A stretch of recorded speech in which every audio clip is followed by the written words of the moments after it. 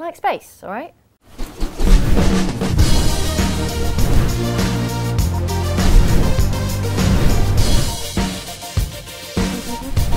But I enjoy other things as well. I'm eclectic. Like what other things? Roller coasters, Mike? They're like space, but you're in a roller coaster carriage instead of a spaceship, and you're on rails, and also there's air. Oh, and though when you're in space, no one can hear you scream, when you're in roller coasters, everybody can hear you scream. Screamride is brought to you by Frontier Developments, the studio behind Elite, as well as Thrillville and Rollercoaster Tycoon, so they know what they're doing when it comes to coasters. Unlike in those games though, you don't build any shops, hire any staff or clean up any vomit. Screamride is all about the coasters themselves in 3 main modes. Screamrider mode lets you build your own roller coaster and then ride it like a kind of first-person racer. You need to take into account things like physics and gravity and the limits of the human body. You want your ride to generate maximum fun and manageable nausea without hurling people into the ocean or derailing the car.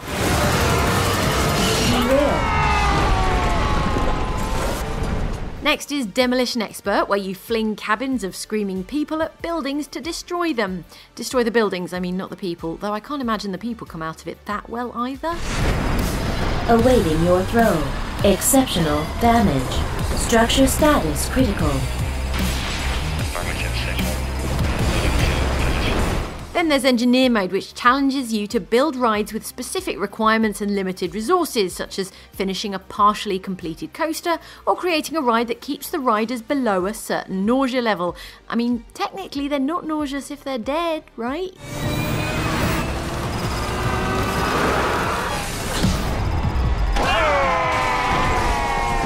Okay, yes, it is fun to launch riders off to their doom, but there is a certain satisfaction to be had in creating the perfect thrill ride as well.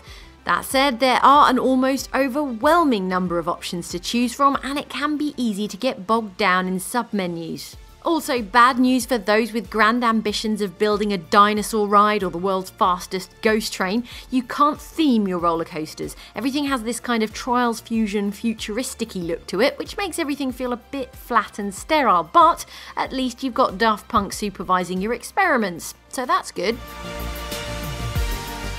Screamride is out this week for Xbox One and Xbox 360, and there's a demo you can grab if you want to have a go at creating a coaster yourself. Just make sure you remember to actually finish the track before you send people round it.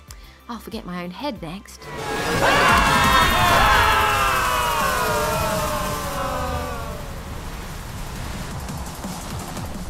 So you build roller coasters, and then people ride on them. Right, and then they die. Why would they die? Are you telling me these aren't deadly roller coasters? Why would you build a deadly roller coaster? I don't know, Mike, but that's all we seem to get in video games. It's hard to believe anyone takes their kids to an amusement park when this is the sort of thing they're expected to ride. Ah, another group of recruits for my army of the undead. The Carnival of the Damned from Curse of Monkey Island is great fun. It's got a pie cannon, a guess your weight booth, free snow cones. I have sweet cones, meat cones, cold cones, mold cones, bold cones with lime, cones with slime. Maybe leave the snow cones. The park's main attraction, though, is the Rollercoaster of Death, a twisty-turny thrill ride that corkscrews inside a giant monkey head and is not so much death-defying as, well, death-causing. Yeah, the Rollercoaster of Death dips all its riders in molten magma, turning them into skeleton pirates ready to join the ghost pirate LeChuck's army of the damned. Still, it looks pretty fun up to that point, and still less unpleasant than one of those snow cones. Bye now.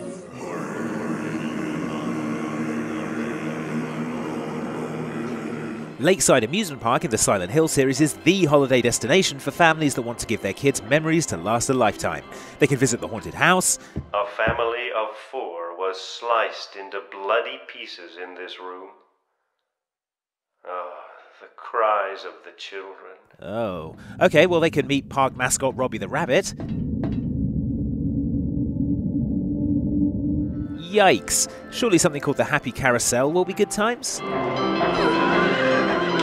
I have to beat the horses to death and then I'm attacked by a knife-wielding manifestation of Alyssa Gillespie. Are you guys sure you know how carousels work? But yeah, the memories will last a lifetime, that lifetime being about 4 minutes. Oh man, that's the Screaming Oak! The Screaming Oak is the centerpiece ride in the Whispering Oaks amusement park in Left 4 Dead 2, and to be honest, it's a bit unusual. Just let me ride the Screaming Oak once. Man, when are we ever going to be here again? First of all, it's a wooden roller coaster, which are rare these days, having been mostly phased out in favour of steel roller coasters. Secondly, you send the car flying off ahead of you and then run along the track yourself. And thirdly, it's swarming with zombies? Maybe I should have led with that one.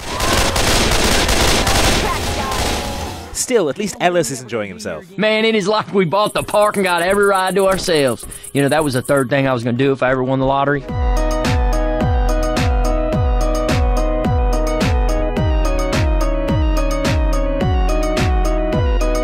If you ask me, the Ferris wheel from indie brawler Gangbeasts doesn't look up to code. There are no safety rails, safety glass or safety bars, plus the pier is falling apart and it's covered with drunk guys trying to throw you into the ocean. Plus, there's no supervisor, unless these guys are the supervisors? Probably not the supervisors. Me and my partner want to ride the Cone of Tragedy. That's right, we've lost our will to live. I'm not supposed to, but what the heck? In addition to its other fine attractions, such as the Tunnel of Love and the Hall of Oddities, the Cushman Brothers Carnival from Sam & Max Hit the Road features a ride called the Cone of Tragedy. I say a ride, it's more being hung upside down from your ankles and beaten senseless than an actual ride. Not sure what the Swiss Army knife attachments are for either. In any case, it's worth riding with someone who knows CPR. Ooh, I feel tragically empty. Me too. It's as though an integral part of my essence has been ripped from my being. Let's do it again. Now it's time to see what you've written in the YouTube comments and on the sandwich boards you wear as you parade up and down our studio. The end is nigh, apparently, and something about Halo 5. I can't quite make it out. It's probably positive. First up, your comments on last week's show about Resident Evil Revelations 2 and 4 forgotten Resi games in need of an HD remaster. So, if you were Capcom, what would you be doing right now? That's right, frantically remastering every old Resident Evil game in existence. A few of you asking where your favourite Resi was, like Trevor Smith, who says, why no Resident Evil 4? Why didn't we include Resident Evil 4 in a list of forgotten Resident Evil games that need an HD remaster? Yeah. Well, one, no one's forgotten about it, and two, it already has an HD remaster. It came out in 2011. Couldn't they just remaster it again? Sure. Carl Baker talks more sense, saying, would love to see a Dino Crisis remake.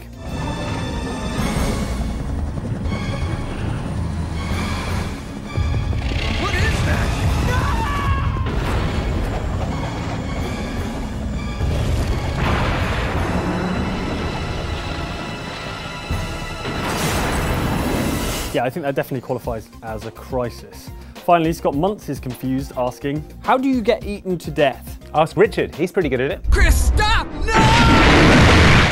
Richard, what is he like? Moving on, your comments on this video about how these fighting game characters are super obviously based on real people. Such as with Fei Long, Forrest and Martial Law, and Liu Kang, all of whom were based on, you guessed it, Dame Judi Dench. Arf234 stops by to ask, what about Mike Tyson from Mike Tyson Punch-Out? Who's he based on? He doesn't say, that's no help, Arf. Next, the learned soldier seems to be mostly learned about Star Wars lore, saying, okay, I'm sorry, but unless that katana's augmented with cortosis weave, Vader's lightsaber went through it like butter. Sweet, delicious, creamy. Anyone else craving popcorn?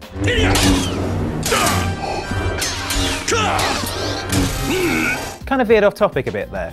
What? Sorry, I was thinking about popcorn. Finally, Jake Driver writes simply to complain, Judi Dench too OP. And for that reason, she is banned from major tournament play. Finally, your comments on the latest episode of our ramshackle playthrough of zombie drop-kicking simulator Dying Light.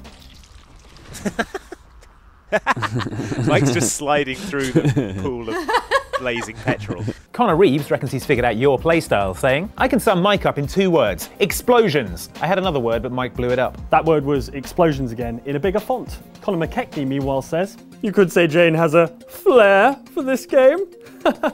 What am I doing with my life?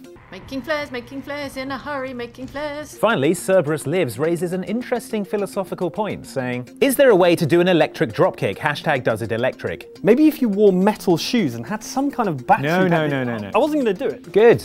Now, if you'll excuse me, I have some work to be getting on with, not on electric dropkicks. That's it from Show of the Week. Thanks for watching, and if you liked it, don't forget to hit the like button, which, depending on your display device,